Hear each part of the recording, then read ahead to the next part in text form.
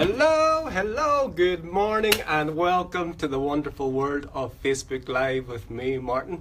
Hope you're doing very well.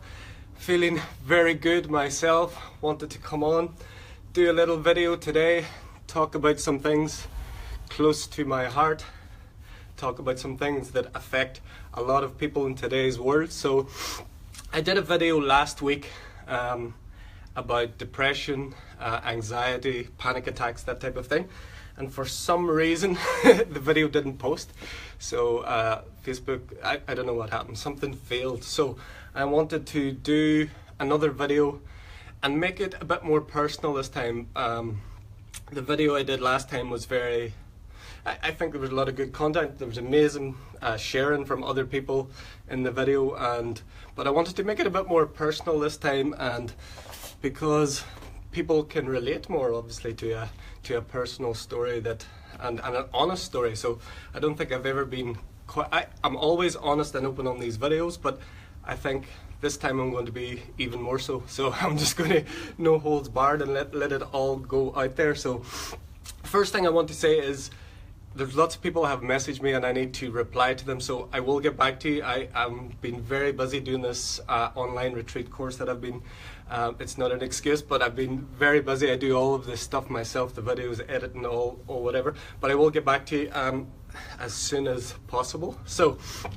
yes, the subject today, so my journey from drink, drugs and depression to breath, bliss and balance. So that's a big statement and it has been a big journey, and the first thing that I will say is that this is an ongoing journey. This is not where I think I've achieved something, I am there. No, this is a constant journey. This goes on.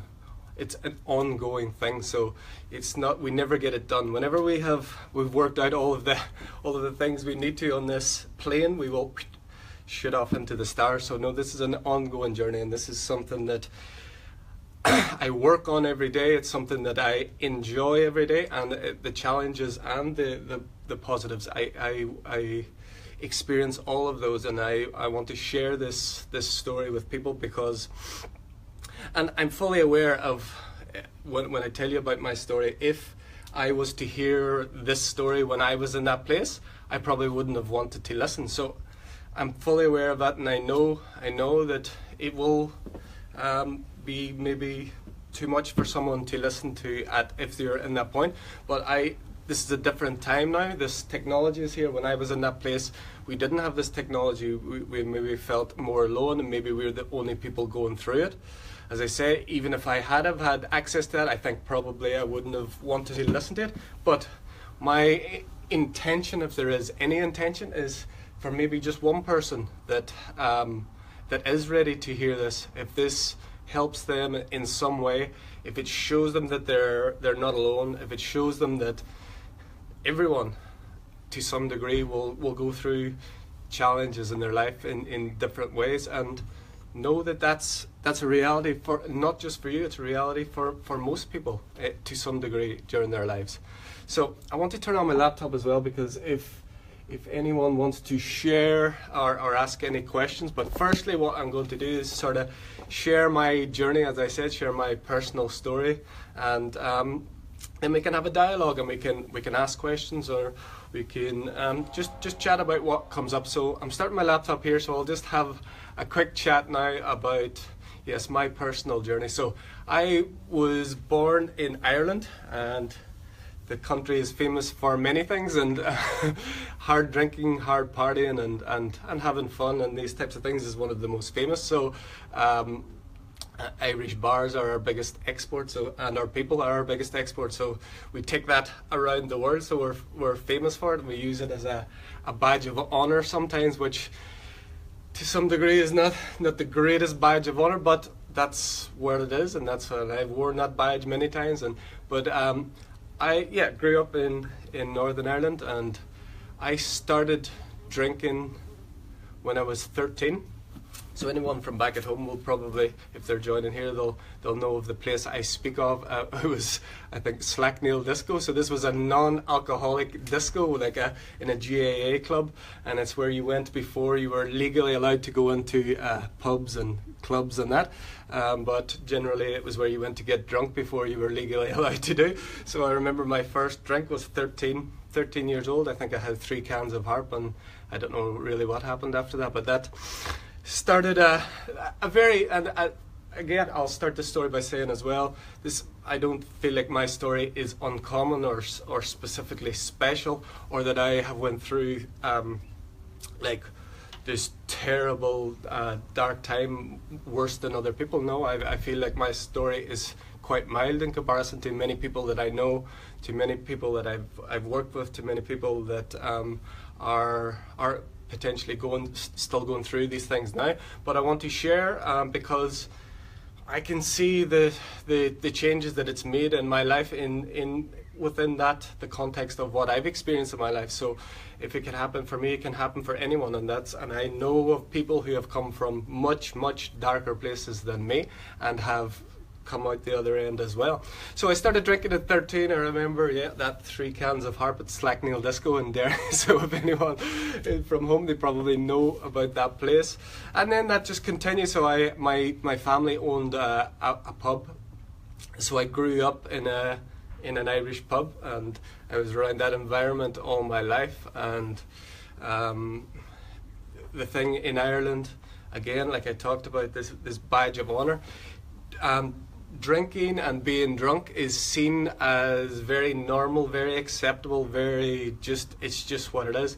It's kind of acceptable and known that some people might miss work or do certain things, act in certain ways just because of drink. And I can say, for me, looking back, I can see so many things that I did in my life, so many actions that I took, ways in which I was, that it's not an excuse, but it was very much influenced by alcohol. I did things that I would never do outside of alcohol, and I'm sure everyone can relate to some degree to that. Whatever your thoughts are on alcohol, for me, it's as part of my journey now, I feel completely that I am not meant to take alcohol in any way because of the negative repercussions for me. And again, this is not for, I'm not saying no one should drink alcohol, I'm saying for me.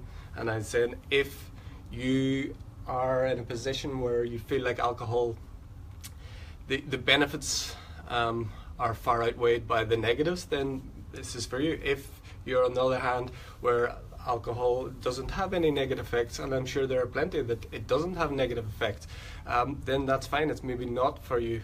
But so yeah, I can say that I can think of many things that I did because of alcohol that I would never ever even think about or dream about doing when I'm sober. And when I think about it now, it's like a different person. I'm amazed, but when I think back to some of the things that I did. But I've got to a place now, happily and thankfully, that I'm not guilty about any of the things that I did. Although a lot of those things they're unimaginable. I'm sure I hurt many people. I hurt myself, hurt families, ex-girlfriends. I'm sure some people, they may even be watching this now at some stage, and they would have been on the other end of that. And I'm sure people can relate to that, how alcohol can be detrimental to relationships, very much so.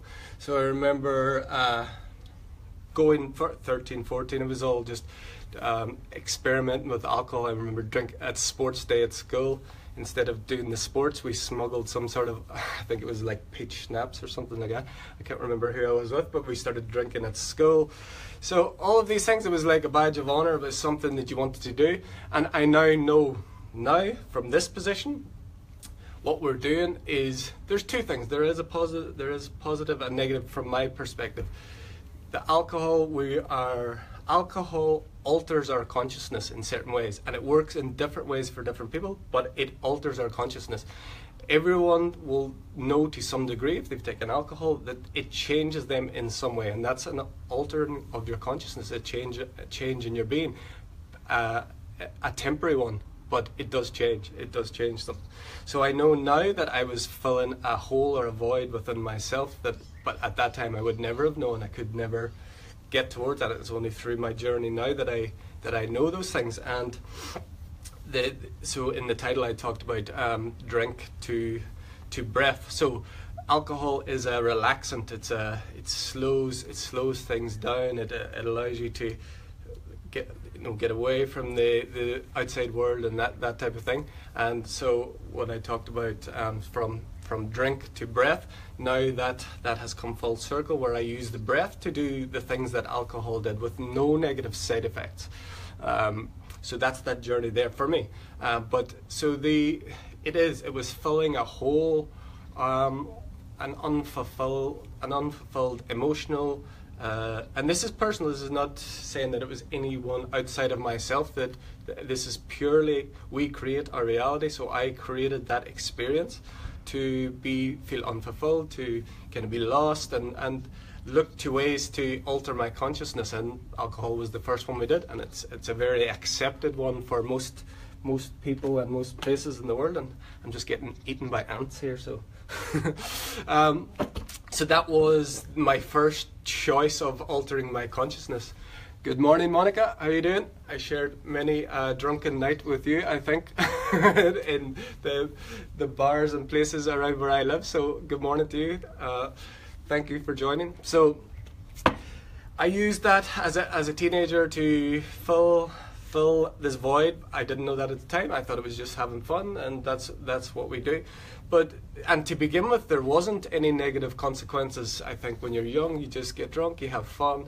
You don't necessarily have, some people I'm sure do have, but to begin with, it's usually light and fun, and it's just what we do to socialize and get to feel better. But then over time, for me, again, over time, the negatives start to outweigh the positives of what you have. So you start to get physical, I started to get physical negative repercussions of alcohol with digestion, with liver problems, with the things around alcohol as well, is the lifestyle around that creates when you drink alcohol.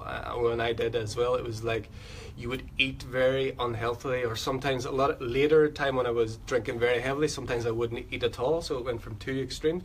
But it's not just the alcohol. You'll eat like very unhealthy food at very unhealthy times of the day, and you'll experience things that are quite just out of the norm of what your body is really designed and used to doing. So that continued over time, the negative effects. So then the drink kind of led me toward, because I still had this emptiness, and I know this now, I didn't have any idea what that was then. So then the drink kind of led into drugs, so like recreational type drugs. So it led me to smoking weed, marijuana. It led me into I suppose I can talk about that first, because that was the first one that I got into. I don't even know what age I was, maybe around 15 or I think around 16. So around 16 I started, I got introduced to marijuana and weed, and so this was kind of like this, because I'd grown up with alcohol and it's a normal thing. Alcohol was just, yes, once you'd done it, you'd seen everyone else do it. There wasn't this mystique around it, but this drug, this thing, marijuana, weed, had this kind of mystique or mystery around it, because there was only a small amount of people did it, and they kind of did it in secret. So this was kind of like, oh wow, I want to experience that. And the thing was, I hated smoke before I started, but I actually really wanted to smoke this, so I started smoking cigarettes as well. I started smoking cigarettes just so that I would be able to smoke weed. I think I was around 15 or 16, whatever. I'm not sure exactly of the numbers. But so this is an interesting one, because it's been shown now that marijuana. Good morning, Star, my love. How are you doing? Thank you very much for joining, Star. So marijuana has been shown now to have very, very positive medicinal properties, meaning that there are properties of it used in the right way that are very, very positive and beneficial. So at my time, none of those applied, other than the consciousness altering things. So yeah, I started smoking that, and it's said that marijuana is not addictive. For my personal experience, I feel like I was psychologically addicted to it for quite a long time. I would say maybe about 4 to 5 years on and off, and I abused it. I got to a stage where I couldn't sleep at night unless I'd smoked a joint. I was addicted to it psychologically. I wouldn't say that it was a physical addiction, but it was a psychological addiction. And as I said, if I didn't have it at night, I couldn't get to sleep. So this, again, there's positives and negatives. So the negative side of that for me was it made me unbelievably lazy. I think before I didn't have much motivation, or I just was floating through life and all I wanted to do was live for the weekend and party. But this made me very, very lazy, very moody. I remember at this time I was still living at home, so I have to apologize to all my family members here now. So I don't think I've done this as openly as well, but I remember, because of the side effects of alcohol and specifically marijuana, you'd want to sleep all day. So if anyone awoke me before my body had maybe been up all night, but if someone, generally my family, had woke me up, I was like, I can only describe it like a devil, even though for me the devil doesn't exist now, but the archetypal thing is like, I remember I was just, if someone woke me up, I was like this just horrible, nasty being. And so I have to apologize to all of my family members who ever tried to wake me up between the ages of around 16 to 20, 21, something like that. So I love you and I'm sorry. Yeah, it was really a really negative connotation for me. And again, I think it was because of the way it was used. It was used with alcohol, it was smoked with tobacco, which had negative implications, but it was used to fill a void of something that I didn't know that was inside me, something that was missing. So it's not, that's, the medicinal properties are kind of lost when you're using it in that way, when you're using to fill a hole of something that you don't understand. Now, one of the positives that I would say with marijuana is the conscious altering properties. That is a good thing. For sure, that is a good thing, because I feel like definitely that and things that I'll talk about going forward really opened up my consciousness, opened up my awareness to other realms and other possibilities outside of the physical that have led and have expanded this experience that I'm having now, this movement towards the breath, the bliss and the balance. So there definitely are positives, but again, like the alcohol for me, the negatives far outweighed the positives in terms of my life at that time. But all of these are experiences. I have zero regrets. As I said, I don't have any regrets, even for all those things. When I see how I acted in those sorts of ways, if I have a regret for those now, that just holds me in the past.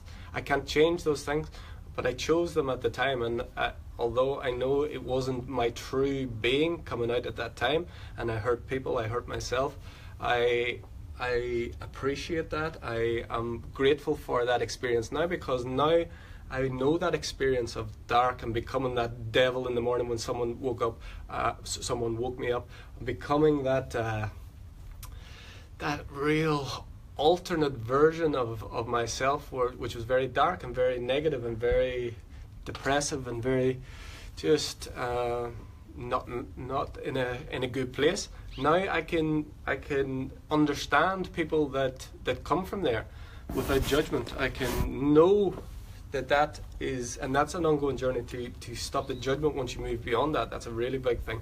But I can understand people that's going through that. I can understand where they're coming from. I may not understand the underlying reasons why they do it, because there are as many reasons people do this as there are people. So, but I can understand that there's a possibility. It's something that you can do. Good morning, Marie. How you doing? Good morning, Okan. Good morning. You're speaking so beautiful. Thank you very much. Thank you, Okan. So I want to I want to say that, yeah, I can understand people that maybe are going through drink and drug problems that they don't know why, or they're reaching for something, they're empty inside, but they don't realize it. So I can understand that, and that's why I don't have regrets, or I don't look back and say, I wish I hadn't did this, I wish I had did that. Every one of those experiences has led me to here and now, which is all we ever have. But that experience will allow me to help others, allow me to understand others without judgment, and allow me to move beyond that. So I'm living in a country now where, in Portugal, where they have decriminalized, I'm not sure how long ago they did it, but they decriminalized drug use. And they did the opposite of what everyone else in the Western world did. So, oh, my sister Flora is joining from Bali. She says, hello from Bali. I had my own share of drinking, and puking. As we all had, Flora. And she is my beautiful sister, and so happy you're joining. So Flora says, I'm a party animal. Flora once loved. My God. I can't imagine that one, but I would love to go astral traveling someday and we can meet that one. Yeah, that, as I say, having those experiences has benefited me now in the position I am. So whatever negatives, that's okay. Those negatives I experience, and now I can grow from that personally. And if my growth and understanding can help another being, then everything is worthwhile. So if you're going through drink or drugs, and now, let's say, and you maybe have an addiction or a dependence on any of those, just know that no matter how dark it gets, no matter how difficult it seems, no matter how it looks like there's no way out, there is a way out. And those experiences are always going to allow you to grow, because when you get to the bottom, there's only one way, and that's up. And everyone can do this. Everyone has the capacity for this self-healing, for this moving through. Good morning, Evangeline. Namaste. Love and blessings to you. Good morning, Gada. So, yeah, thank you very much for joining. So, as I said, my experiences with those things really allow me to come from a place of non-judgment, but that's a work in progress. Like I said in the video, always it's a work in progress. You never get there completely, or until we are completely enlightened and we shoot off into the stars. So as I say, it's a constant journey. And for me, that journey through drinking, drugs and depression was a constant journey as well. It's not like one day. There was instant changes, but at various stages over 20 years. So you can change overnight, but it's what leads up to that, and it's what's relevant for you and what's true for you now. So I got as far as sort of weed and marijuana around 16, and whatever many years that lasted, I did become dependent on that, and that started. I think with the alcohol, it didn't lead to much mental depression for a long time, because I think between the ages of sort of 60, well, for me, 13 to like 21, your body can take toxins like alcohol, and it can put it through the body very quickly, and the negative effects are very much mitigated, because your physical body is very much in a better place to get rid of those things, because it is a toxin. It's actually a poison to the body. And whatever your views are on that, I know that might challenge some people, but this is my view and I'm sharing it with you. So I lost my train of thought. I'm looking too much at the screen. So yeah, and a lot of you may know, if you started drinking early, around the age of 21-ish, you'll start to feel like, you start to get hangovers, and you start to get really negative effects of alcohol that you never had before. And that's because your physical body is not able to get rid of that poison, the toxin, as well as it did when you were younger. And that gradually decreases over time. So by the time you get to 30, by the time you get to 40, everyone will know that hangovers multiply exponentially. So I moved through that. So I talked about the first alcohol, then the marijuana, and the mental effects that the marijuana and that caused. I started getting paranoid. I started getting very, very paranoid. I remember times smoking weed, and it was actually like bongs and stuff like this. I can't believe I'm sharing this on here. Hope this is in a past life, so if any Facebook police is on there. This happened many, many years ago. So how many? We're talking like 16, so that would be 21 years ago ish, around that. So I remember times when I would do this and everything would be fine, and then I would start smoking, and then instantly I would be just absolutely paranoid, and I'd think like everyone was out to get me. I think people were talking about me, and to this day I have no idea what was reality and what was imagined at that time, because it altered me mentally. It really, I had no real grasp on reality. Not ultimate reality, just the reality of that physical experience then, but I was very, very paranoid, so that continued. That created very strong mental problems, I would say, in my relationships, in my relationship with myself, and relationship with others, with partners, with family. All of those things definitely suffered by that, and it's a cumulative effect. It moves and it builds. It may be just a small bit of paranoia one time, and then it goes to like a lot of paranoia, and then you want to just stay at home because you think everyone's out to get you, or you think everyone's talking about you, but then you don't want to stay at home because you're paranoid about your family or these type of things. That was my personal experience. I'm saying you, but I'm talking about my personal experience. So around that same time, around 16, 17, I started getting into club culture, and this one is a very interesting one. So it was around this, just after, well, the real boom, I suppose, in Ireland and UK of club culture, and the boom of ecstasy. So around that time, it was quite new-ish. I suppose it started early 90s when we're talking about mid-90s. So that, again, is a very, very interesting one, because the positives and negatives, again, this is a mind altering. The other thing about it is it's a chemical. It's not a natural substance like some of the others that I could talk about, but it was part of the explosion of club culture. So it was kind of like a second wave of the hippie movement of the 60s, where LSD created this one love and all of this. Ecstasy was the 90s version of that to begin with, and when it was very pure and people were just beginning doing these things, it created like mass love. You were just bliss the whole time. You just were lost in the music. You didn't care about who was who, what colour, what religion, whatever. And this is a very good point, growing up in Northern Ireland, that obviously with the conflict there and the Catholic and Protestant thing, ecstasy, I can say, growing up in club culture, was one of the only things that actually brought Catholic and Protestant people together for a short time in the right places, where no one cared about anything, and it was amazing. And a lot of people probably are not aware of the positive effects that have within Northern Ireland, and I think it had a huge, because that generation that did that are some of the new generations. And again, there's negative sides to that as well. I'm looking at the positives and negatives of both. So yeah, when that began, I can remember when I started taking that, again, I think I was 16 when I had my first like ecstasy experience, and that was unbelievable, incredible, like bliss, pure love with everyone, love with everything. And it's funny, it's come full circle again now, but in a completely natural way. So again, this added to, again, that had a honeymoon period.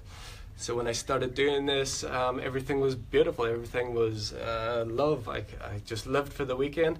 But again, when you had the come down, the negative repercussions came. So there's mental effects of that. There's very physical effects, where it drains all the serotonin from your body, which is kind of the feel-good chemical that you have in your body, and ecstasy draws that out and multiplies it.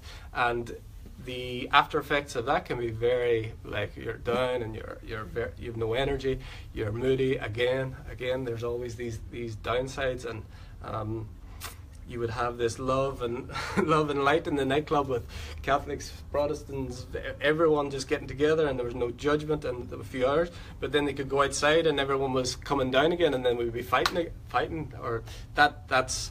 So there was the up, but there was also the down, and that's where the movement now towards breath and bliss. As I say, these are the opposites of the drink and drugs, because the breath I can use to create the same effects as alcohol of relaxing myself with slow breaths. Now the breath is actually multifaceted. You can actually create the effects of the ecstasy, the LSD, all of the like party drugs that race, or you can slow it down as well. But the way I said it was breath and bliss, because with the drugs, the alcohol, no one really drinks alcohol to feel bliss. People drink alcohol to relax themselves and forget about their worries and just go easy and just put the outside world. Good morning, Geraldine and Martin. You're looking great. Thank you very much. Geraldine, I can't see you, but I'm sure you're looking great as well. All my love to you. So, as I say, alcohol is more to relax and let go, and so the breath can be the opposite of that. But generally with drugs, I suppose outside of marijuana, weed, the other drugs, the party drugs like ecstasy and cocaine and these types of things are to feel energized and blissful and those things. And I had all those feelings with ecstasy and cocaine and whatever else.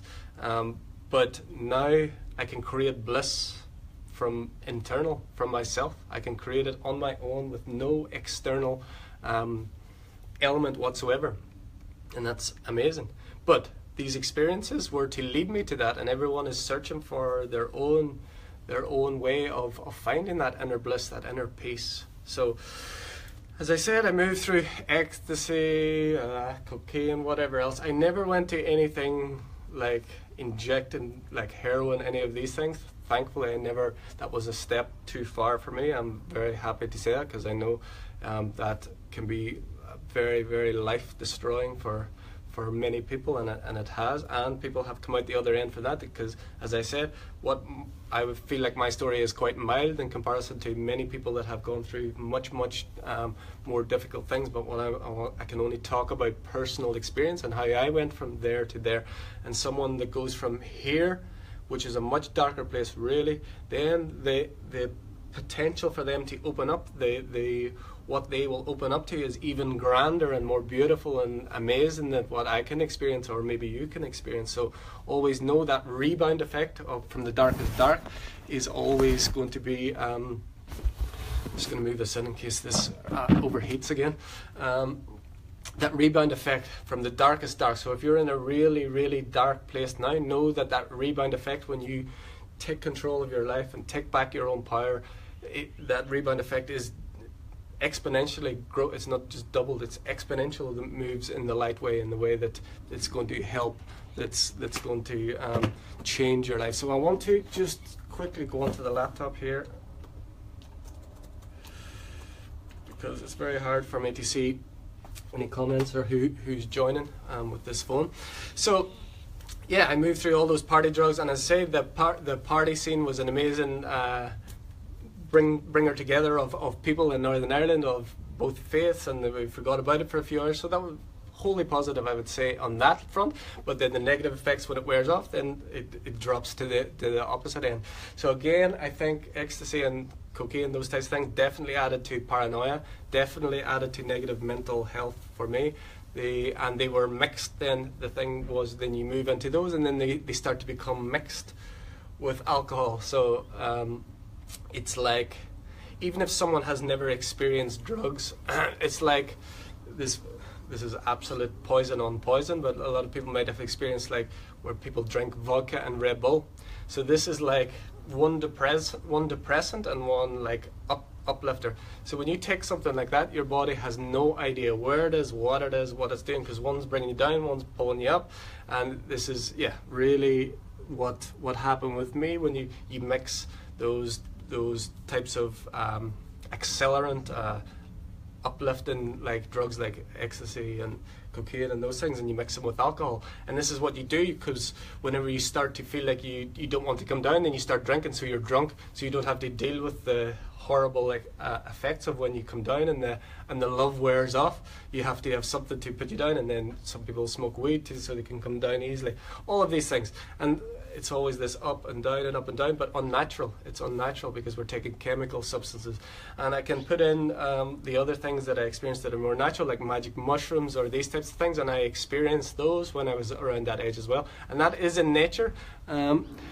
Monica says, Marty, I knew you then. Well done. All that. You were still a good fella, friend.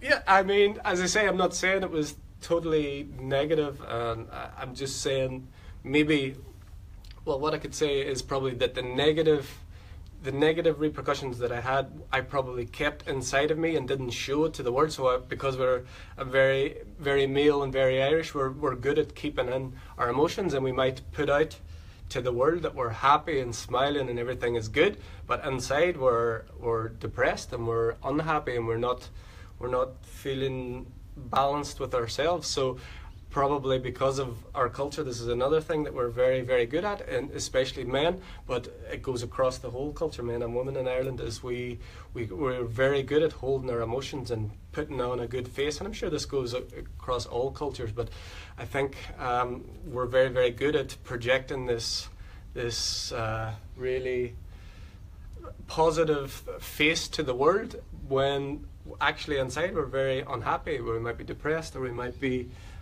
not feeling what we're projecting.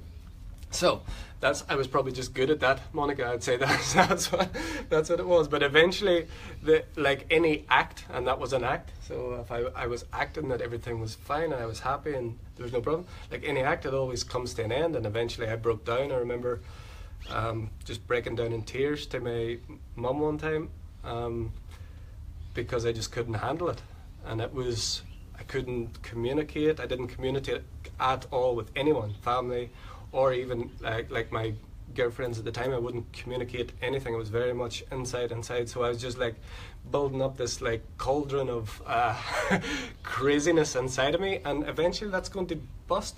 So I broke down. I remember breaking down in tears because I didn't want to do the job I was in. I didn't want to. Well, I didn't know what I wanted, but I knew everything I didn't want, and it was everything in my life, and I broke down. And I remember I was so grateful. My mum was just very understanding, and she just said, you can do whatever you want, whatever you need to do. So that's amazing. And she would have borne the brunt of a lot of the negativity that I had, along with the rest of my family as well. So that's the ultimate sign of a mother's love. So thank you, Mum. So yeah. So this is another point. If you are a parent now and your child maybe is going through, I say child, it could be like teenager, not necessarily child. If you have a family member, let's say, that is going through, let's say, alcohol, drugs, or whatever, just no matter how, let's say, negative or they fight against you in that sort of way, just know that they are confused. They're searching for something inside of them that they don't know what's wrong. For me, this is for me, and I say that the reasons for these conditions are as many as there are people, but I'm offering for my personal experience. So if that may be applicable to your child or your family member. So being like my mum was, non-judgmental and just allowing whatever needed to happen and giving me the freedom to do that, which was an ultimate blessing, and I'm so grateful for that. And and I know that must be a very, very difficult thing to do, because they can't understand as a parent, I'm sure you couldn't understand these like instant changes, but these substances change people, not forever, but they change people in that moment, and I can attest to that. It definitely changes the way you act, the way you are, the way you perceive things, and you will do things and say things and just be something that is not understandable to most people. And as I say, this underlying culture in Ireland is that it's just normal. It's normal to be drunk Friday, Saturday, Sunday. And again, there are some people that can do this in moderation and they don't have negative effects and they just have fun and they're fine. But there's a lot of people like me that when I drank, I just wanted to drink till I couldn't drink anymore. And I wanted to, again, with the drugs, I always wanted to take it to the ultimate extreme, and as far as I could take it. And again, I think I know now, I wanted to expand, but there were the negative connotations that obviously come along with that. So I moved through all of those things, the party culture, the amazing times, and I've actually brought, which is another amazing thing. I never thought I'd be able. I was a DJ, so anything around that, always was involved alcohol and drugs, and it was amazing times. I wouldn't change a thing again. But amazingly, I've been able to bring my DJing experience into this experience now as well, which is one thing that I never thought I'd be able to do, but I have, because the music I use for breathwork and leading people on journeys, I've mixed that. I've really put all of the experience that I gained through all the club culture, knowing how DJs take people on journeys, and mixing and creating music myself. I've created these mixes that are so powerful, and I did one thing I can say. Well, as a DJ, as the old form DJ, I never really made anything as close to as good as what I have done now. At that time I was very, I would say, mediocre. But the experience that I've created now with this playlist is amazing, I can say it, and I know people connect with it so strongly when they do it, and it takes them on a journey, and it's so powerful. And this is another thing with the club culture and alcohol and drugs. These clubs and pubs where we go, we listen to music, these are places where we're going to alter our consciousness, whether we know it or not. We're taking ourselves out of the normal day-to-day life.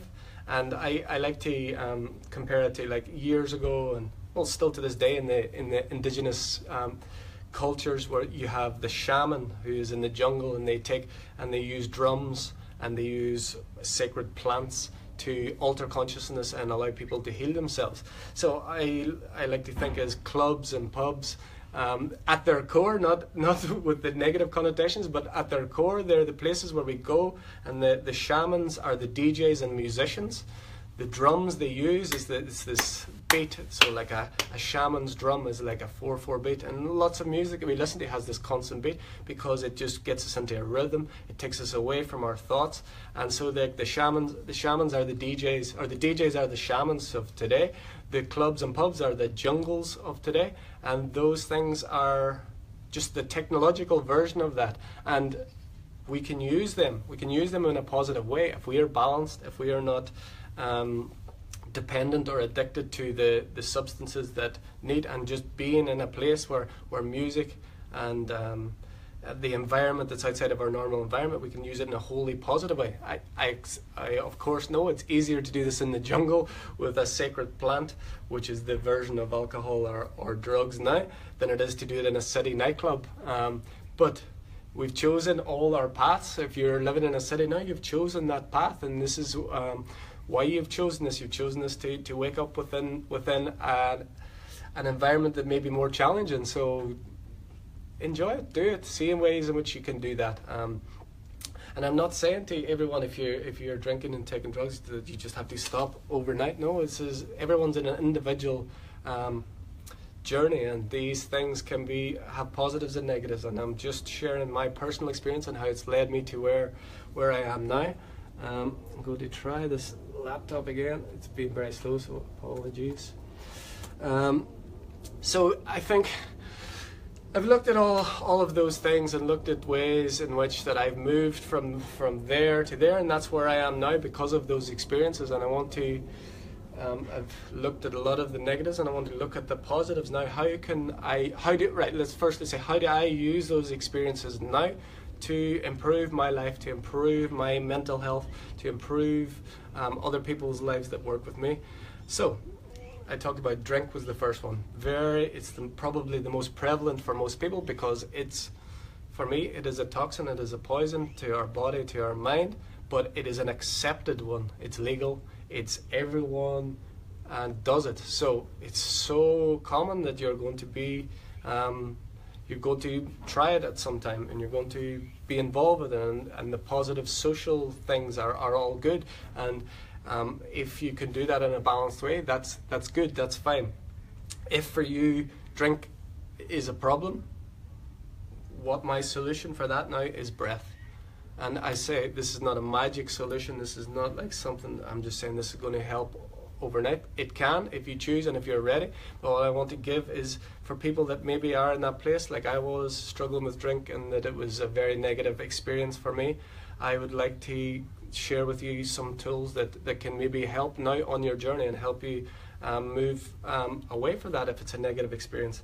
And I've got a wasp This is one of the most deadly animals in Ireland. If you see, look how balanced I am. I've got a wasp on my hand. To most people in Ireland, this would be like a this would be like a killer animal. It's funny, you see people in Ireland flapping around, but I've sort of created this balance where if it lands on me, it lands on me. It's fine. So there we go. But I want to offer, as I said, we've got the three: the drink, the drugs, the depression. I want to offer alternatives, or not really alternatives, like solutions that can work for you if you're in a place and you're willing to try. So for the drink, as I said, it's a depressant. It's something that makes you relax. It's something that we use to alter our consciousness, to move outside of the normal day-to-day life. And my tool for that is breath. So there are many breath techniques that we can use that can give us a similar relaxing, peaceful way of being without any side effects whatsoever. We all breathe every day. If you're watching this video, it's very likely that you're breathing. And we want to be able to use the breath as the greatest gift that we've been given, I feel, because the power of the breath is unsurpassed in the sort of the gifts that we've been given. Even our capacities of creation are all linked to breath and how we can control breath and use breath. So if, as I said, you're having these negative connotations or negative repercussions of alcohol, look at breathing techniques. Look at how you can relax yourself and get yourself in a place of peace with the breath. So there are many techniques we can use. As I say, I can go with the most simple ones, which I've gone on here before, and I'm going to do those again because the video didn't get posted. So the first one, the most simple and the most basic, is just awareness and becoming aware of our breath. So the easiest thing to do that is just to sit down wherever you are. You don't necessarily need to sit down, but to begin with, if you've not had practice with this, it's good to sit down somewhere that's quiet, and all you do is close your eyes. Be as comfortable as possible, sitting straight, and just follow your breath coming into your body and follow it going out. And you don't try to breathe deeper, you don't try to control the breath in any sort of way. And if you do that for an extended period of time, you will find that your mind will wander. You'll get thoughts will come in, and oh, why am I doing this? Or there'll be some doubts, or there'll be, what am I making for dinner? Or I can't believe I did this when I was 16 years old. That's fine. Just take your awareness back to the breath every time that happens. And it will happen. It happens to the most experienced meditators, whatever. I don't even want to call this meditation. All I want to call it is being aware of your breath, because meditation, some people have an image of meditation which is not reality. All I want to do is become aware of your breath and look at how you can use it to relax, to take yourself out of the normal day-to-day mundane, to reduce stress.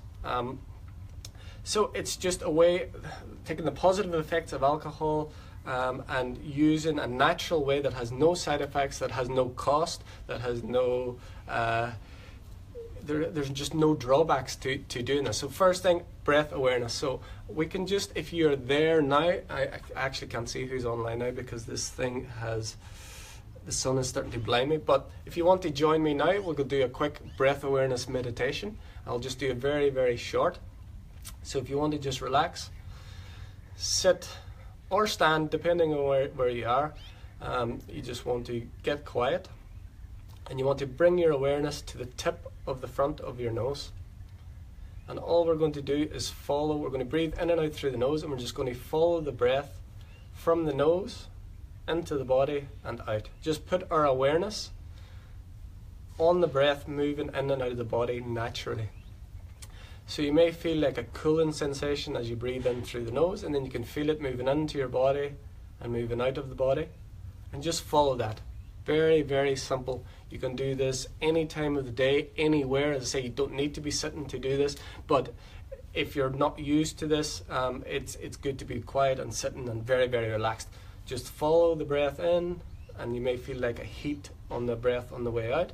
So just try that. Try that in moments when you're stressed. Try that in moments when you feel like your thoughts is racing. Try one breath like that, where you just follow the breath in and follow the breath out. Do that as many times as you need during the day. If we talk about the need for a drink.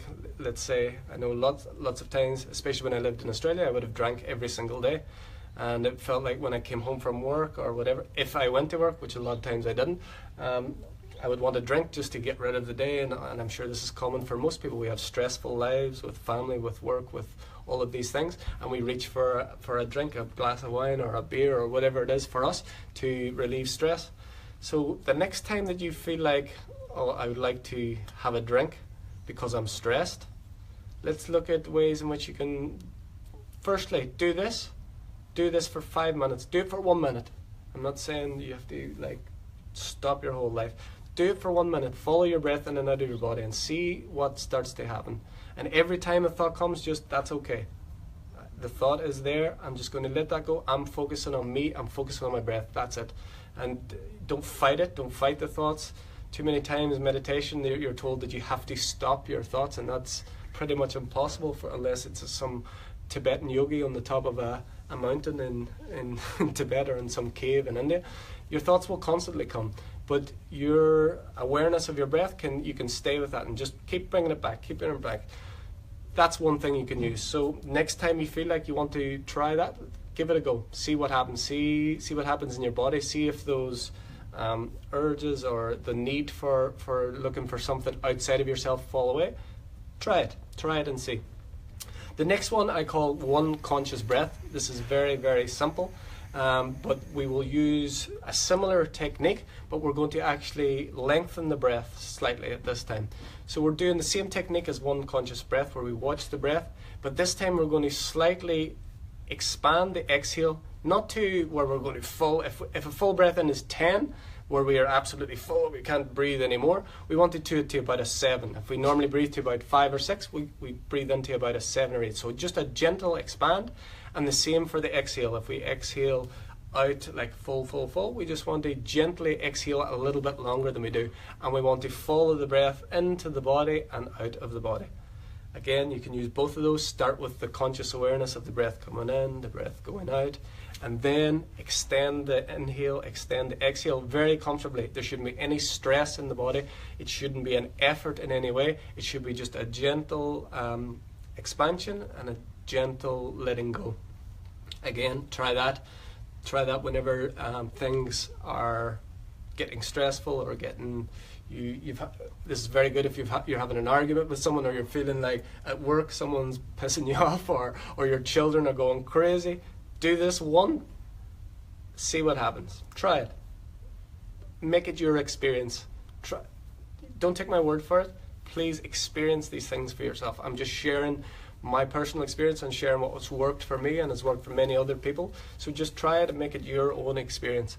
So those are two very very easy, very, very simple, and there's no negative connotations of watching your breath. There's nothing that is going to come as a side effect of this. Sometimes if your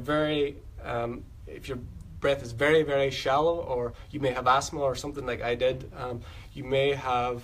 it may be difficult to do that expand, but make it very, very gentle. Just expand it by half a second and expand the exhale by half a second, or whatever it is. Just a little bit deeper and a little bit more than what you generally do as a normal breath. So it shouldn't be any stress or any strain on the body. So those two, there are advanced techniques for breath which I'm going to use, because we have the drink for the relaxation, and there are other ways I can talk about full body breath, but I need you to see my whole body, and I don't want to make this video too long. I want to just give the most basic things for people that have never practiced this before and that need something as an alternative to alcohol in a certain moment. I'm not saying that this is going to overnight you're going to stop drinking and you're going to be enlightened. No, this is a tool that you can use where you normally used alcohol to remedy that. So try that. If you need more clarification on that, you can contact me. I've done a video course where I really give you the full advice on how to do this, and you can see the body and all of that. You can find out more about that if you go to our website.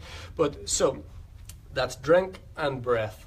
And now we're going to drugs and bliss. So this is more advanced. This is not for people like drink is for some people and drugs are not for other people. Some people that push it to more advanced, like I did, need something more powerful.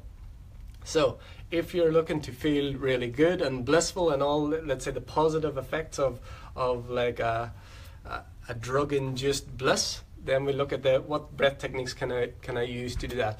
And these, as I said, I don't recommend this for anyone that's not practiced breathwork or yoga or anything before.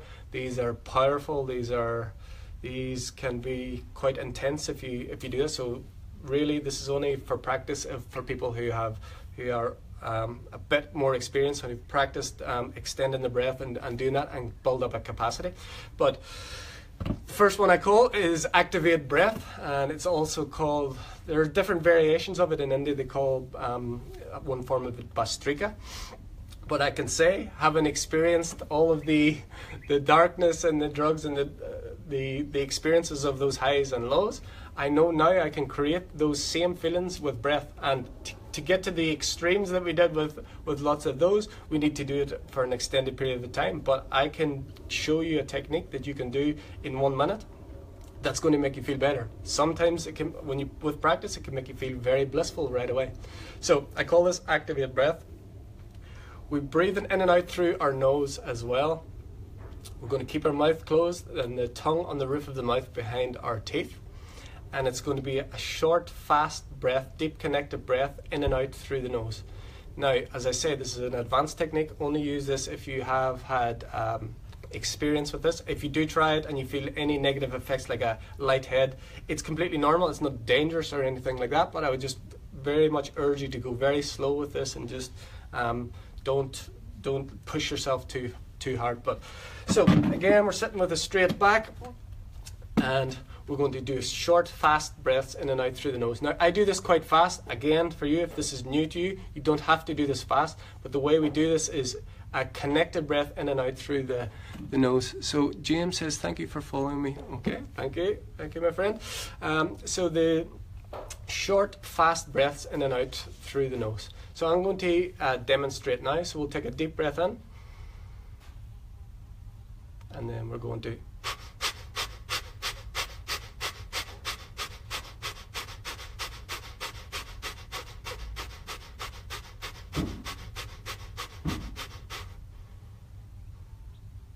So the key to this is your body is completely relaxed. All of your focus is on the deep, fast, connected breath in and out through the nose. Go very easy with this. As I say, it's an advanced technique.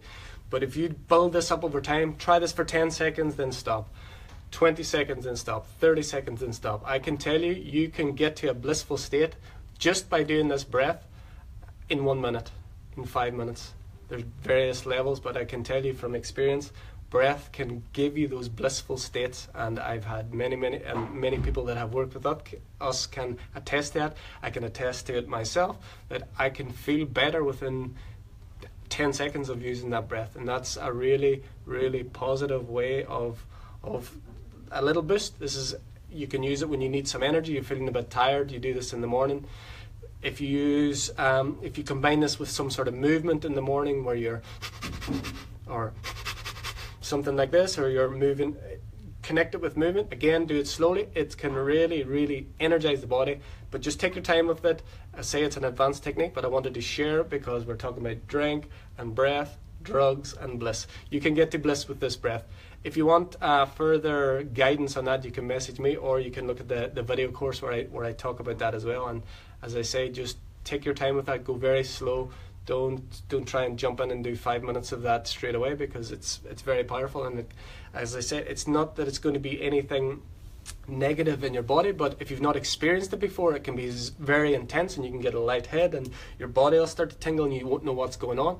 That's just because you've not experienced it. It's not a negative thing in any way, but generally these more advanced practices you should practice with someone who's experienced and that can support you and knows what they're doing there. So the last thing is drink and drugs, breath and bliss. So the last thing was depression and balance. So this is the final thing I'm going to talk about on this video. So all of those things, my disconnection, my non-communication with people, my moving towards drink and drugs, all led to forms of depression for me. All of them put me in a place of depression, and at the time I wouldn't have said it was depression.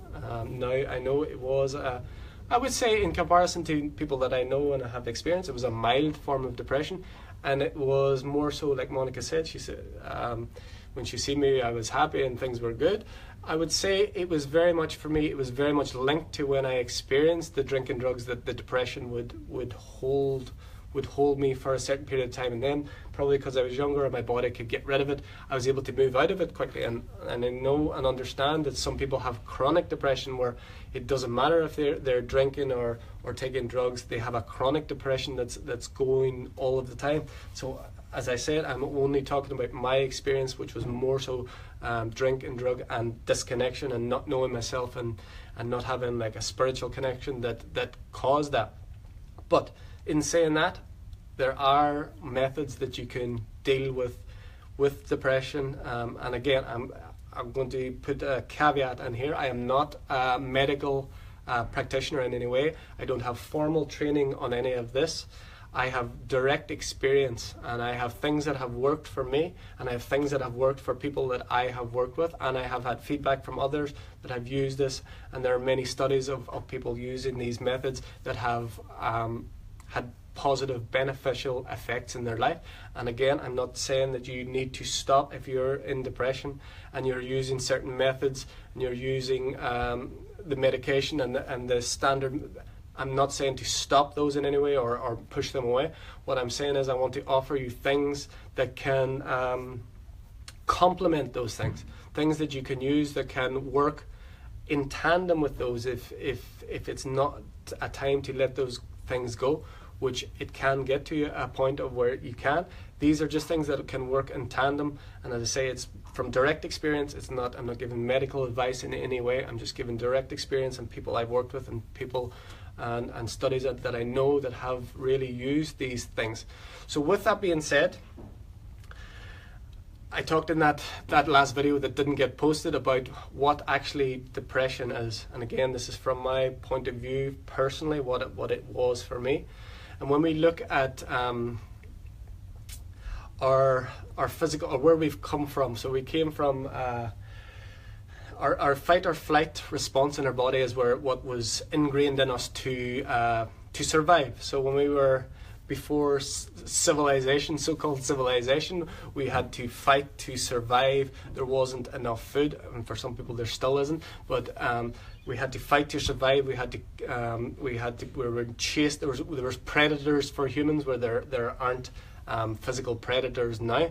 There are, but we've contained them so well that we don't feel that. What's built into our body is a fight or flight response, and that was designed so that if we are out hunting, gathering we're picking up food, and suddenly a tiger comes along and it's going to eat us, or and if we don't have an extra energy, an extra burst of energy to move away from that, we're not going to survive. So fight or flight allows adrenaline to rise in the body, and we can run faster than we normally run, and we can get up a tree as fast as we can. We get away from this tiger. That's the fight or flight response that we can use, and it gives us extra abilities for our survival. In today's world, we don't have tigers chasing us. As I said, we don't have predators. We don't have our survival is, for many people, their survival is obviously on a day-to-day basis in like countries where they have starvation and those things. They are in a different place. I'm talking more so for people that are in a Western world where your survival is not under constant attack. And I have to talk about a much deeper level to someone that wakes up every day and they don't know where they're getting their next meal, because they are in that same place as a tiger. Because if your survival is dependent on you doing something or finding something, that's a different, more deeper level. But what I would say is, for most people, I'm sure, who watch this video, who have access to Facebook, your survival is not under constant threat in a physical term. But what depression and anxiety and panic attacks and these things that I talked about in this video, I'm having to practice non-violence with this little fly, my lovely friend. I would ask you to just leave here. So what these things are a form of our physical body's fight or flight response, but they aren't in response to a physical, tangible thing that we can see in front of us. It's a mental thing. So I talked about in the other video that depression or anxiety, or not so much panic attack because you can see a physical manifestation of those. Let's say depression or anxiety it's such a challenge to deal with them because they're not a tangible thing. You can't look over here and see depression, or you can't look and touch or feel anxiety. It's not a tangible thing, but it's a very, very real experience for people. And how is it a real experience? It's because of our mind is under attack with stress. So stress for most people is that we're constantly being chased by tigers because of our thoughts of the past, because of guilt, because of things that are lacking in our body, because of things that worrying about the future. Those things, that stress is constantly keeping us being chased by tigers. And that's like a very visual analogy of how that works. And if you can imagine if that person back if they constantly had to run away from a tiger, how long would that last? It wouldn't last very long. But that's the situation that we are in now with depression and anxiety. And again, there are endless amount of reasons why someone may have depression or anxiety. I'm not going into the root causes because they're different for everyone. But I just want to identify for me what they actually are, because we can't identify them as a tangible thing, or see it or identify, say there's depression or there's anxiety. We're fighting in many cases an invisible enemy. So what we have to do is actually put our awareness on what is that depression? What is at its core? What is this thing that I experience? And as I say, it's not something physical that we can see. So what is it? It's actually a thought in our mind that gives us a real experience of you can have physical, there's many different symptoms of these things, but you have physical fear, or you'll have your body will tighten up, you'll not want to speak to people, you'll want to stay alone, you'll want to avoid contact with other people, you will feel negative about yourself, you may feel negative about others. There are many, many ways in which this manifests, but at the core, if we can see that depression, anxiety, and any other negative emotion, it's actually a thought. It's a non-tangible thing. It's something that we are continuing to attach to. It's something that is not tangible and not real. As I said, the physical manifestations, the mental manifestations are going to be real experience. But if we look at those, they are actually experiences that we can change, because I'm sure if anyone has experienced this depression, and I say I'm not talking about the deepest things. I am talking about more so from my experience what I would class as mild. I'm not saying that I can tell a person who's in deep depression what they're experiencing, because no one can. Only you can experience what you experience. But what I was saying is that when I was in that depression, it would have been caused by, firstly, the physical effects of the toxins and poisons that I was putting into my body, which was the drugs and alcohol. So they have an up effect and then the down effect. So in the down effect, you would have these depression feelings because of the feel-good hormones in your body are depleted. The physical body is recovering from the actual toxicity, and then we get depressed. This thing called depression, and it's so hard to identify and pinpoint it. Again, it's this non-tangible thing, so it's very, very difficult to deal with that. But if we can accept that thing is it's a thought, or it's an emotion that's outside of us, we know that there are times when we feel depressed, and there's times that we feel good. So in that moment that we feel good, we know, if setting aside that if it has been induced by an external substance, if we feel good without those, we know there's a potential for us to choose that experience, to choose that feeling in another time. It's not that this tiger is constantly here. It's always chasing us. We're always on fight or flight. We always have to hold. We always have to. If we can see that it's a thought of that, then we can get to a point where we can start to change in a slight way. That has been times that I have felt better. And I'm not saying we go from depression to bliss, absolutely not. I'm saying it's just one step up the ladder. It's like Abraham Hicks, they talk about this ladder of reaching for a better feeling thought. So if we at any time in our life have experienced something above the level of depression, we can experience it again. So if you're in that moment now, you're feeling depressed and you're feeling for whatever reason these things are feeling bad, I'm sure all of us to some degree knows the feeling of something that's slightly moving away from that. Again, it's only one step at a time. And if you know that you've experienced that before, you know you can experience it again. And because we don't know, we wouldn't actually know how bad depression is if we didn't know what feeling good or just feeling balanced and normal felt like. Because how would you compare? If you were always on the level from you were born until you die, you were always on this level of depression, we would never know what anything other than that feels like. And I don't think, I could be wrong, I don't think that there are people that have there is chronic depression, and I'm sure they have that experience of just this constant not knowing what it feels like to feel good. But for most, again, I'm not generalizing in any sort of way. I'm just saying that most people will have had the ups and downs and the feeling of what it feels like to feel normal and balanced and happy. And then they'll drop, and it's a cycle. But if you have experienced that, you know that it's possible. So in that moment, if you can connect with your breath, if you can connect with the techniques that I've given you, knowing that it's something that's not tangible, it's not real, it's not something that I can reach out, it's something that I am experiencing for various reasons, but it's something that I can choose to experience to a lesser degree in this moment if I use these tools. And the breath for me is the one that can really take you there right away, just one step. If I'm feeling my level is 1 on a scale of 1 to 10, can I move to 2?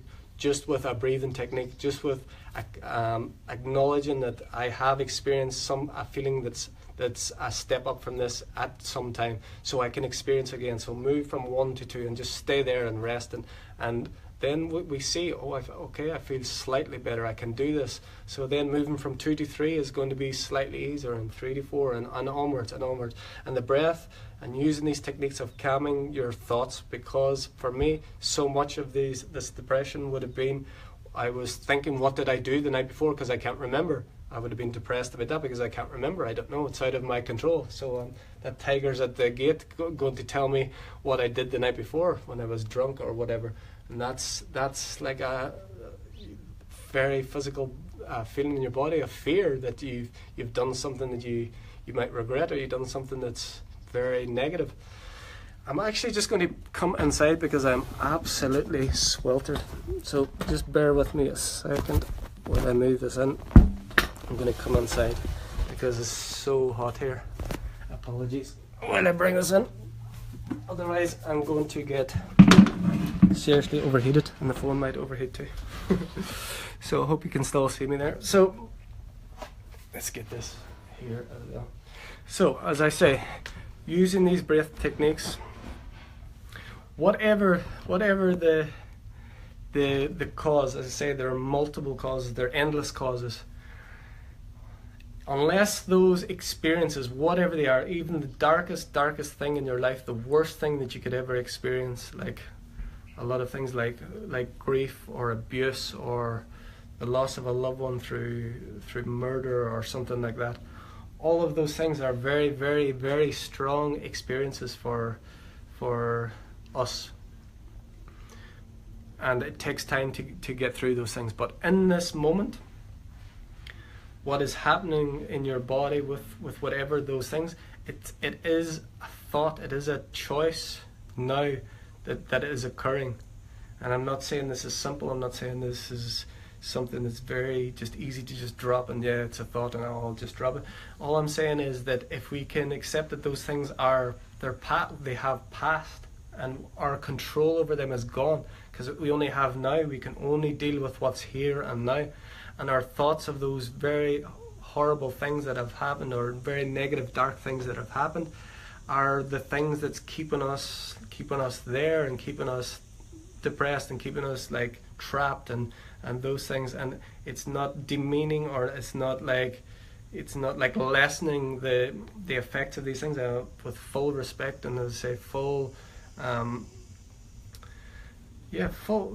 understanding of how difficult it is for people going through these things. I just want to offer an alternative, instead of going to, this is the next stage when we talk about drugs. Now we have the legal pharmaceutical industry that is dealing with these things, which in a way is worse than the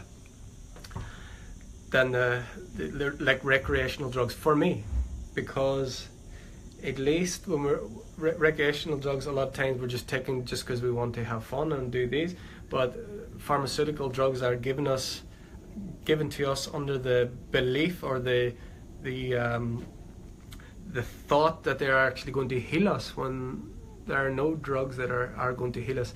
Yes, there are drugs for depression. I've spoken to many people that when you have a chemical imbalance in the body, they can mitigate and they can improve your condition. I'm not saying completely that there is no benefits to them, because there are, and I know people have told me and people have experienced that these chemical imbalances have been fixed with drugs. But I'm saying as a whole, looking at something outside of ourselves, like a drug, like a magic pill to cure all our ills, is just wrong, and it's what we're trapped in, and it's so disempowering, and it's so dangerous, and it's why so many people are addicted to these things, and they get dependent on them. And pharmaceutical companies are I spoke to someone the other day, if we just looked at this logically, if you look at a business is designed to make money. Any business, whatever you do, you want to create something, give a service to someone else, or a product, they give you money for it, and that is going to create money in this environment. So it's going to create money. So your idea of a business is to make money. If your business is a drug, and let's say it's a drug that says that it's going to heal some disease, whatever it is, we can pick anyone, it doesn't really matter. If a drug company were to come up with a cure for a certain disease, and if they were to give that to everyone in the world, and it cured that disease, what would happen to their business? The business would disappear, because once you've cured all the people of the disease, then there's no more business. Because what else is there to do? You've cured. If you say this magic pill cures this disease, once you've cured the people, then there's no business. So unfortunately, well, not unfortunately, this is just what it is. If these drug companies created these magic cures, then they would go out of business. That's the reality. So if you're in that position, what do they do? And what's the reality now is that drugs, most of them, I say not all of them, there are benefits and there are very good advances in medicine, and I'm talking in a more broad sense, that generally what they do is treat symptoms but keep you dependent on that drug, or if it's not on that drug, you have to take another drug to deal with the symptoms or the side effects of this one. And that's what they do, and that's, if you look at it logically, that's the only way it can ever be if it's a business. So that's why I'm looking at and say, I'm not telling anyone to stop taking medication, and not at all. All I'm telling you is, if what you're doing is it's maintaining, even if it's just maintaining, and you're staying at that one level, but you're not getting any better, you're not getting any worse, but you're just maintaining. That's what a lot of these things do, is because they mitigate some, and that's another good point, is that the cures to a lot of these diseases do exist, and because of what I've just said, it will come, but they're not released because there's too much money involved in keeping people sick. and that's the reality of it. So, but if you are doing these before, and I understand why people do. How would you know any different? And this is what we always known, and advertising and everything else, and education has put us in this way. So if you are doing this, let's say with depression or anxiety or anything else, and you're taking a drug, and all it does is maintains you, keeps you on a level, maybe it's time to look at something that you can add to that, something that you can do that may make you feel, if it's keeping you on this level, if we can do something that takes you to this level, then would you do it? Of course you would. You can, and I really feel, I truly believe in my heart, and I know from direct experience, the practices that I do, the practices that many teachers around the world that are waking up are teaching you now, you can take control of your health and your well-being, and all of the things that are holding us back as people. So I just want to encourage you to look at alternative methods, and as an alternative, as a side-by-side of what you're doing, and because this very much is dependent on your belief systems as well. I hope you can still see. Yeah. This is very much dependent on your belief systems, because if your full belief is that drugs are the only way that I can heal or, let's say, maintain, then that's going to be your reality. But if you're experiencing that and you've had some inkling that there's something else, maybe I have the healing power within myself to some degree. And I always talk to this about people that have doubts about this, and so I like to give the example of, because I feel like all healing, no matter what, drug or natural, let's say, there is no difference to me. Everyone is their own self-healer. Everyone who has healed from anything has healed themselves. They may have gone to a doctor or a healer, which I don't like the word, but they've gone to someone who has shown them a way to heal themselves, or has provided an environment for them to heal themselves. That's, for me, I am strongly of that belief and that knowing. I'm open to conversation on it if someone doesn't believe me. But the example that I give is, I'm sure anyone that's watching this video now, at some time in their life, they've cut their finger or cut their arm or cut their leg when you were a kid. You scraped it and it bled, and it happens. It happens normal. It's a normal thing. So what did you do? And then that cut will heal magically. It seems to heal on its own. What happened?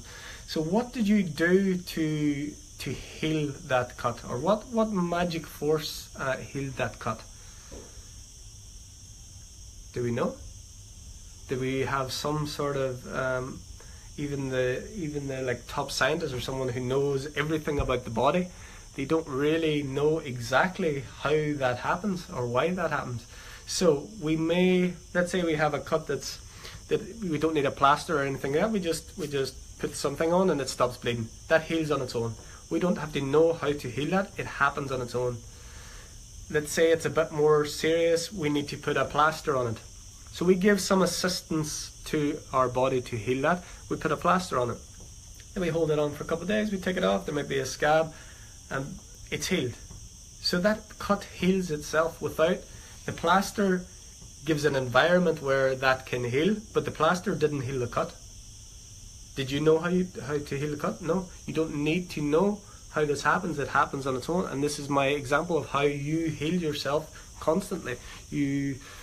And because we think a cut is just such a simple thing and it happens on its own, that doesn't mean that we can't do bigger healings on our own, because we do.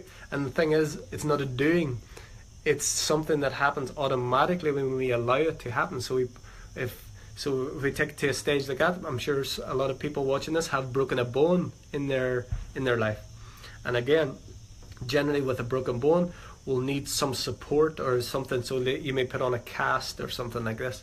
And then over whatever length of time it takes to the bone to come back, the bone heals itself, and people are completely recovered from this broken bone. So what has healed that bone? The cast. There's nothing in that cast that actually physically healed the bone. The cast just kept you still so that your body could heal it itself. So I'm sure people have direct experience of that, where they've healed a broken bone on their own, and you don't need to. Your awareness that you're doing it is irrelevant to the results. It happens. The cut heals, the bone heals. So what's creating that? It's you. It's with you without your conscious awareness. It's you as this multi-dimensional, this God self, this thing that is outside of. It's not a thing. It's this. What we truly are is way beyond this physical reality. This is such a minute experience of what we really are. This is like a speck, a grain of sand on what we are, this physical experience. So that life force that breathes for you. You don't have to think about breathing, but you breathe.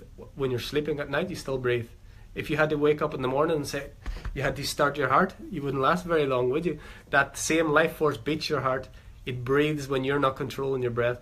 It creates it digests your food. You don't need to know how to work that for it to happen. It happens. But we can create an environment where it happens easier and better, or we can block it in a way. If we had that broken bone and we decided, no, I don't need a cast and I'm just going to work on, then we may block that, the ability for our body to heal itself. So the point of that is just to really look at ways in which you can empower yourself.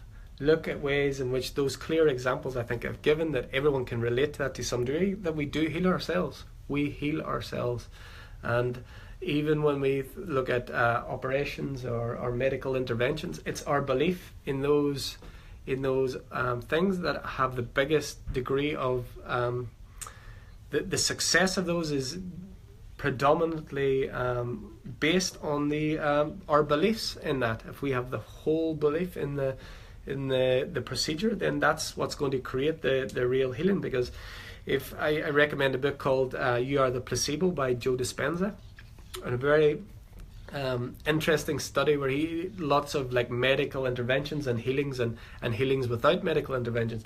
So they did this really interesting study where they needed knee surgery, and there was a certain amount of the people that needed the knee surgery where they were going to do this test.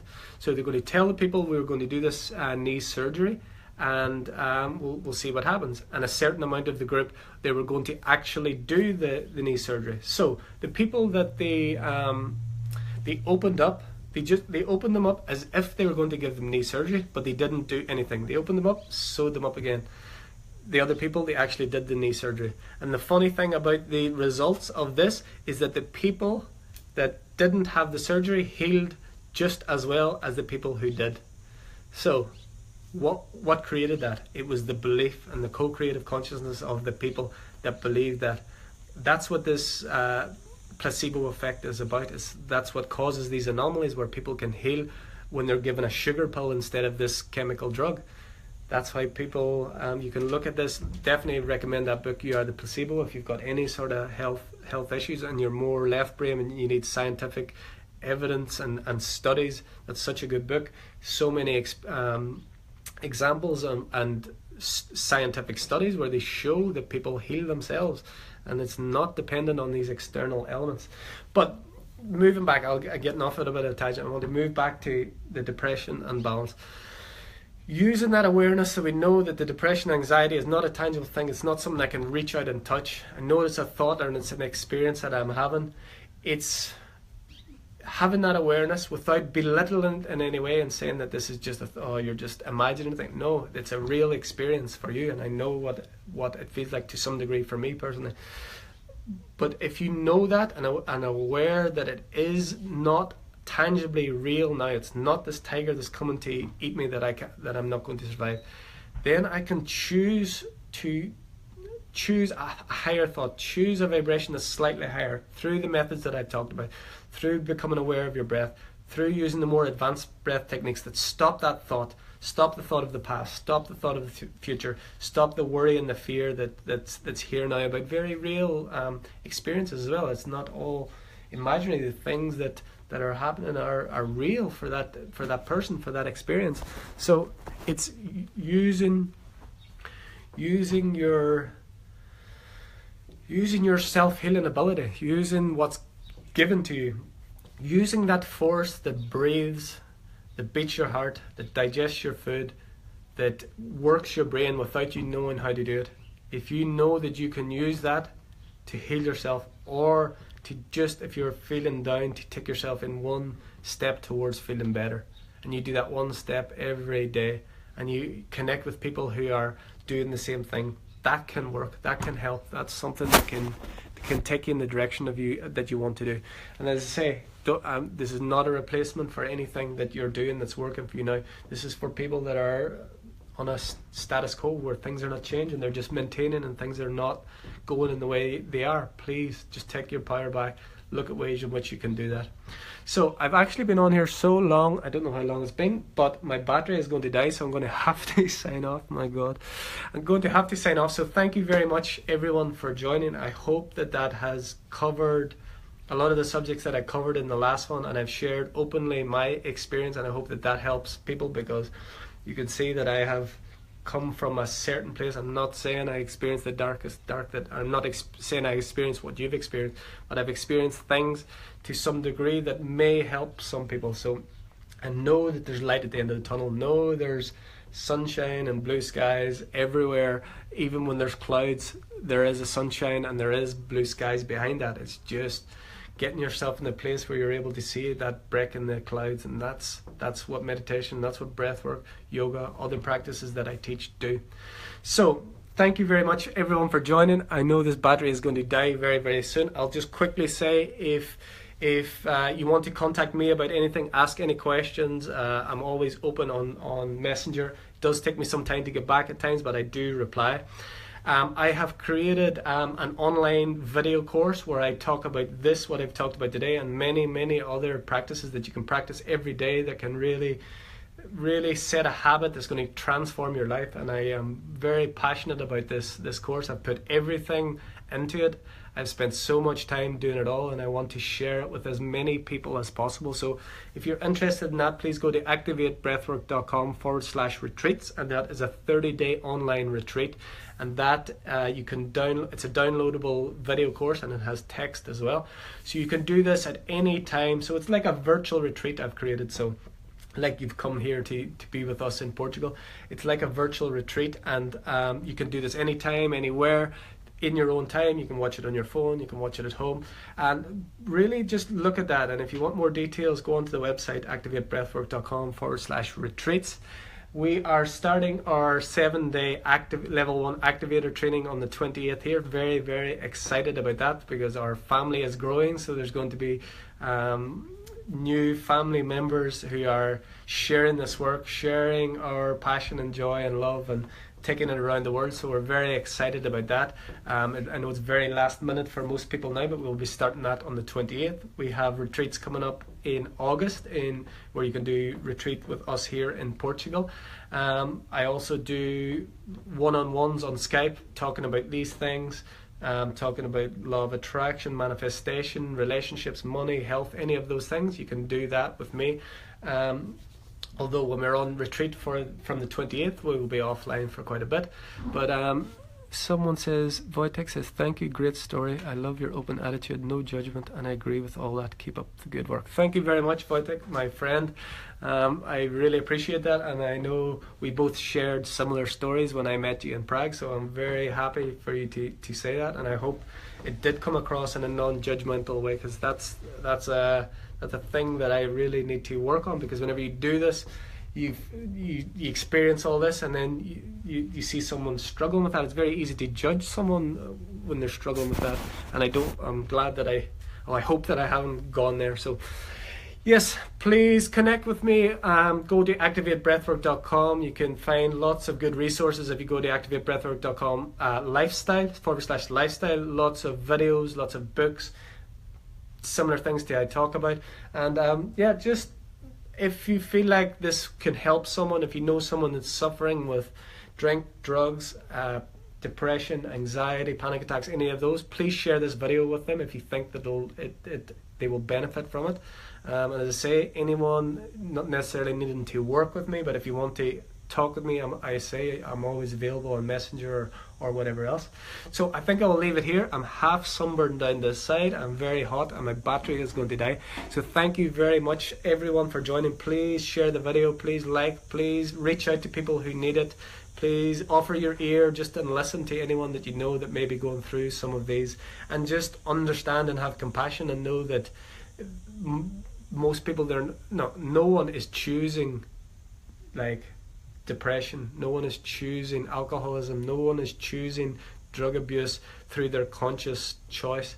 There's something inside of them. Maybe you can enlighten that for them, maybe just by listening to them, maybe you can help them come out of that in some way. So thank you very much everyone. Again, blessings and love. I will chat to you all very soon. Namaste and goodbye.